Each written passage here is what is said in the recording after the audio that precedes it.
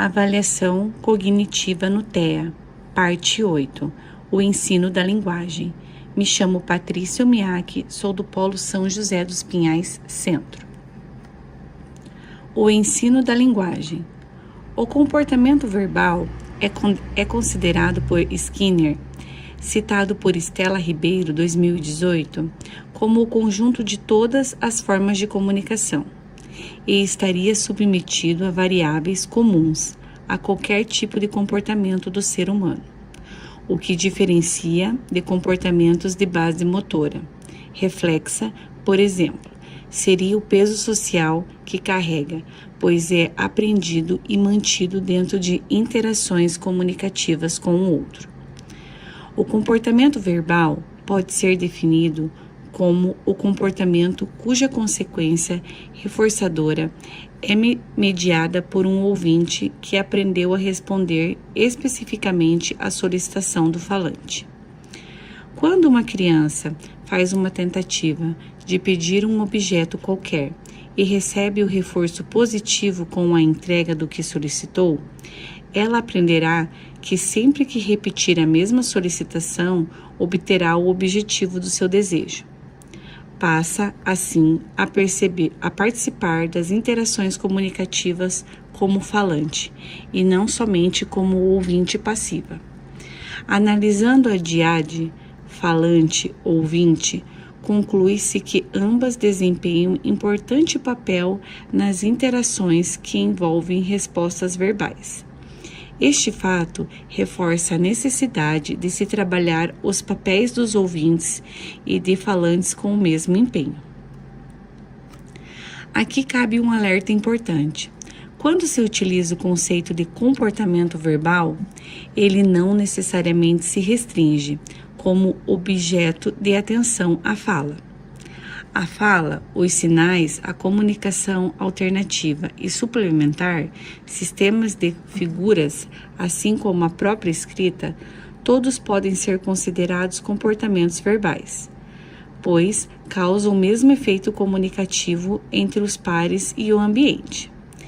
Ressaltamos aqui, em especial em nosso contexto do transtorno do espectro do autismo, a presença de estereotipias vocais ou vocalizações aleatórias, que representam uma necessidade de autoestimulação e não uma intenção comunicativa. Com base nos estudos de Skinner sobre o comportamento verbal, o falante apresenta um conjunto de comportamentos verbais, chamados de operantes verbais. Cada operante é definido a partir de sua necessidade de origem, da resposta que obteve e da consequência que segue a resposta. Há, então, 6 operantes verbais. O primeiro é o mando. É um ato verbal utilizado para pedir algo, sendo um comportamento verbal que surge da necessidade de uma coisa, de um brinquedo, de fome ou calor, por exemplo. É o primeiro operante verbal a ser aprendido. O 2 é o ecoloco, quando ocorre a repetição de sons, palavras ou frases ditas pelo outro. Pode ser aproveitado para aproximar a produção oral de crianças que apresentam restrição de fala, através da modelagem. Oferece-se o modelo de palavra e a criança, através desse operante, tenta repetir o que se ouviu. 3. Tato. É a nomeação de objetos. 4. Intraverbal. Refere-se a respostas verbais referentes a qualquer questionamento. Seria a forma como se respondem às perguntas e emissões de comentários durante uma conversa. 5.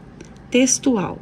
Comportamento observado na leitura de palavras ou frases, não exigindo a compreensão do que foi lido, mas a simples identificação de uma palavra na forma escrita.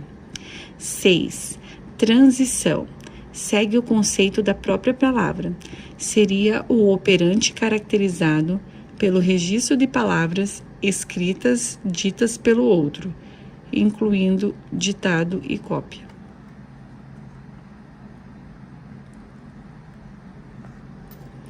Assim como outras formas de comportamento, os operantes verbais podem ser ensinados, tornando-se o cuidado para que a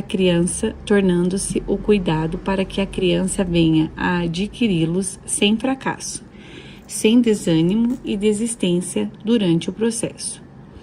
O adulto deve criar situações ou contextos em que a necessidade de um tipo de operante ofereça dicas para que a criança perceba e realize o comportamento verbal esperado, para que finalmente apresente o reforço, de modo que o prazer do acerto promova a aproximação desse esquema de aprendizado.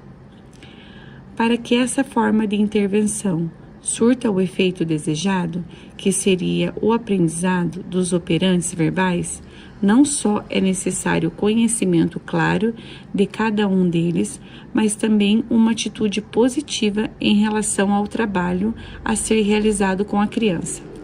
O terapeuta deve manter um comportamento motivador, provocando o desejo de aprender da criança por sua postura positiva na interação. A escolha dos reforçadores também deve ser criteriosa. Oferecer como reforçador positivo algo que a criança não aprecia ou ainda que não gosta, faz com que o resultado conquistado talvez não seja efetivado pela criança. Outra questão muitas vezes interfere no ensino estruturado das questões de linguagem é a qualidade da instrução. Lembrar-se de toda a sintomologia da criança com o TEA em relação às funções executivas ou às funções psicológicas superiores. É importante na hora de intervir. As instruções devem ser simples, curtas e diretas. Evitar sequencializar comandos formulados como uma instrução longa. É preciso segmentar o passo a passo e, se necessário, oferecer uma solicitação mais complexa. Além disso, é preciso cuidado nos seguintes aspectos. Estela 2018. Instruções em forma de pergunta podem gerar uma resposta curta, como não, é interromper uma interação em seu início. O uso de negativas como não, sente aí, por exemplo, não indica o que deve ser feito, o que pode confundir a criança. O ideal é o uso de instruções afirmativas, como senta nessa cadeira. Manter o alcance rápido, os reforçadores definidos para a criança, que devem ser apresentados em seguida a uma ação solicitada e executada. Atentar a qualquer tentativa de emissão da criança e responder com condutas motivadas o mais rápido possível, para estimular a manter o uso de comportamentos verbais. Atentar a qualquer tentativa de emissão da criança e responder com condutas motivadas o mais rápido possível, para estimular a manter o uso de comportamentos verbais. 1. Instrução verbal. 2. Modelação do comportamento esperado. E 3. Ajuda física. Se a criança não seguir a instrução verbal em até 5 segundos, o terapeuta mostra a ela o que se espera. Se após o modelo de ação que deve seguir, a criança ainda assim não realizar, o terapeuta deve usar ajuda física para que ela complete a instrução inicial. O reforço aqui deve ser dado somente se necessário, por meio de modelagem. Após a ajuda física, não se elogia a criança, apenas se repete o solicitado confirmando a ação adequada. O trabalho de ensino dos comportamentos verbais é extremamente relevante quando se pensa no desenvolvimento da linguagem da criança com autismo. Como todo tipo de intervenção deve iniciar o mais precocemente possível e de forma intensiva, a princípio as intervenções baseadas no ACA aparecem simples, até muito simples. No entanto, em suas aplicações práticas, ocorrem situações que fogem às descrições técnicas. Por isso, é necessário ter conhecimento claro de cada técnica e também de suas variáveis, mantendo uma atualização constante por meio do estudo dos seus fundamentos. Treino de comunicação funcional.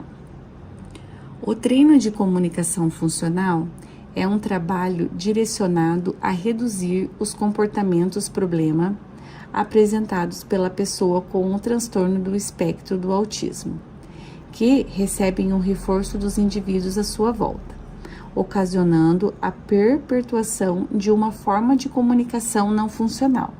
Talvez de toda a rede de sintomas e características apresentados pela pessoa com o TEA, as alterações comportamentais são as que mais preocupam e interferem no desenvolvimento comunicativo-linguístico e na adaptação social desse indivíduo.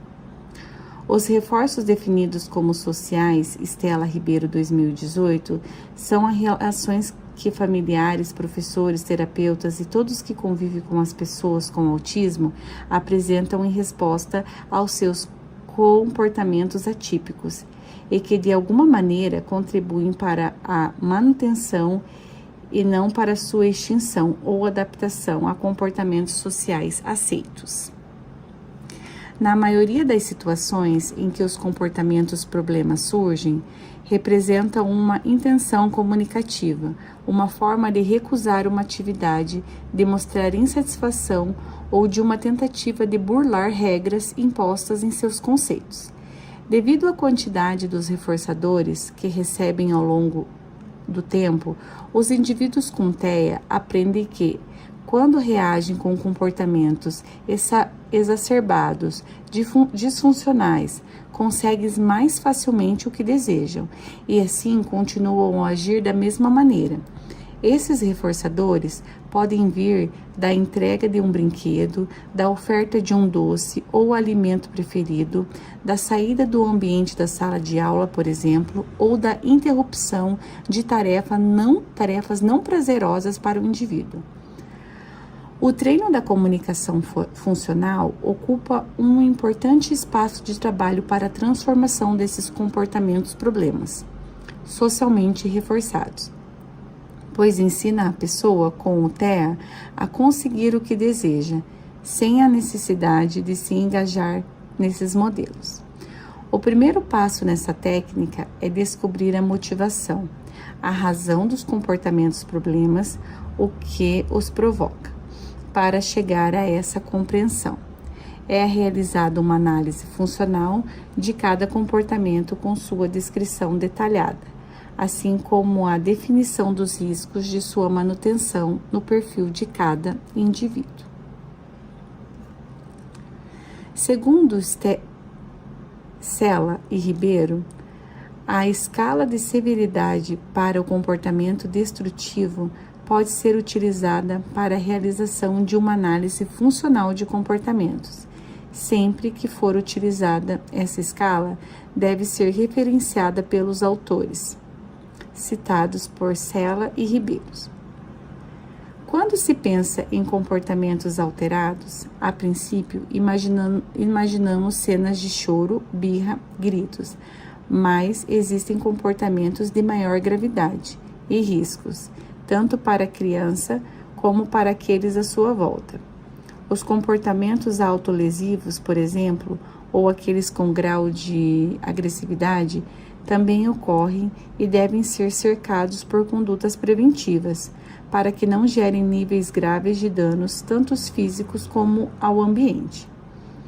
Em graus mais extremos, não se deve fazer análises funcionais isoladas para o início de uma intervenção comportamental. É preciso antes contar com avaliações clínicas para a definição da necessidade do uso de medicação ou outro tratamento que venha em auxílio para garantir a segurança da pessoa com autismo. A indicação de equipamentos de proteção, além de adaptações no ambiente, como proteção de quina de móveis, estofamentos de colunas, retirada de materiais perfurocortantes do alcance da criança e tudo que possa apresentar risco de ferimentos, mesmo leves. É uma conduta padrão.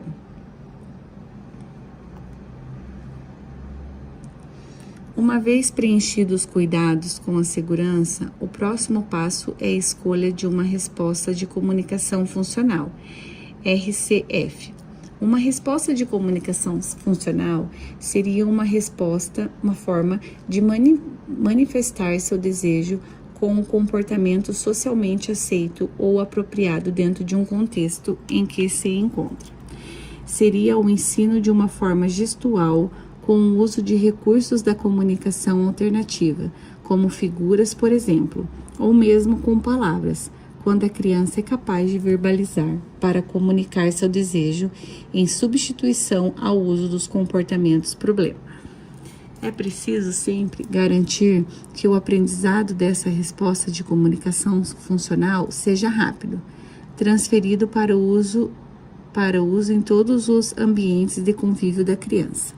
Por isso, a participação e a integração da família com os profissionais e toda a equipe que atende a criança é extremamente importante.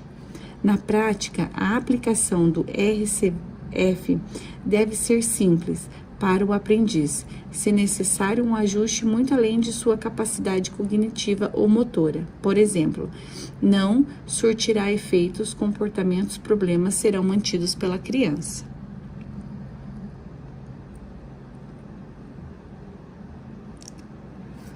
Em ambientes monitorados, passa-se a criar situações nas quais o uso da resposta de comunicação funcional é exigido, para que a criança inicie o aprendizado da substituição do comportamento problema.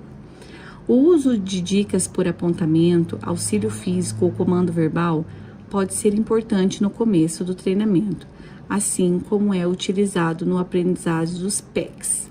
Por exemplo, oferece ajuda física, aos poucos se transfere essa ajuda por apontamentos e depois por comandos verbais, conforme a criança vai compreendendo o processo de uso das respostas de comunicações funcionais e abandonando os comportamentos problema. Após a conquista pela criança do uso de respostas comunicativas funcionais, o foco do trabalho deve ser a transferência do aprendizado para espaços onde a criança participa dentro da sua comunidade. Toda alteração de comportamento deve alcançar esse objetivo, não limitando-se somente ao contexto da sala de terapia ou da sala de aula, e sim expandindo-se para todos os ambientes onde a criança convive socialmente. Diferença entre a fala, comunicação e linguagem. Antes de entendermos sobre a linguagem funcional no autismo, é importante diferenciarmos esses três termos que estão ligados entre si e podem causar um pouco de confusão. O primeiro é a fala. A fala é um ato motor que permite que qualquer pessoa consiga transmitir palavra, frases e sons. O seu desenvolvimento está ligado a diversos fatores e pode ser afetado por alterações na percepção do som, problemas estruturais ou motores dos órgãos, como lábios e línguas, por exemplo. Quando pensamos em uma criança com TEA, podemos ter algumas dificuldades na expressão daquilo que estão sentindo, já que em alguns casos elas não conseguem sequencializar ou criar sons de fala, como a aprasia da fala. Mas isso não significa que elas não são capazes de entender o que está sendo dito ou de se comunicar por gestos escritos. Os distúrbios da fala não estão necessariamente ligados ao autismo. Por isso, muitas crianças no espectro podem conseguir se comunicar, mas exibem alterações no ritmo da fala, entonação ou até o tom da voz de cada palavra. Outras podem ser completamente não verbais, mas usam muito da tecnologia para conseguir se expressar. O segundo é a comunicação. Já a comunicação é o processo no qual exige a troca de informações por meio de combinações verbais, fala e linguagem, e não verbais, expressões faciais, olhar, gesto, postura e linguagem corporal e etc. Existem crianças com dificuldades de comunicação que conseguem falar frases inteligentes e completas do ponto de vista da linguagem, mas que não fazem sentido algum para quem ouve. A ecolalia, por exemplo, é uma característica presente em algumas pessoas autistas, em que frases ou palavras são repetidas diversas vezes, mas que não podem fazer sentido durante a interação social. Existem métodos de comunicação alternativos, como o sistema de PECs, que é o sistema de comunicação por troca de figura, que é uma prancha de troca de figuras ou fotos. Com ele, a pessoa consegue dizer o que está sentindo ou desejando, mostrando estruturas visuais que outras pessoas podem entender. Além dele, também temos a prancha de comunicação e recursos da alta tecnologia, como aplicativos de comunicação usados no dia a dia pela pessoa com o TEA. Por terceiro, a linguagem. Por fim, a linguagem é um instrumento de comunicação oral. É por meio dela que conseguimos desenvolver competências em 4 áreas: fonológica, que é diferenciar o som de letras e sílabas; semântica, que é atribuir significado às palavras; sintática, que é organizar termos em frases coerentes; e a pragmática, que é adaptar e adequar a linguagem em um contexto social.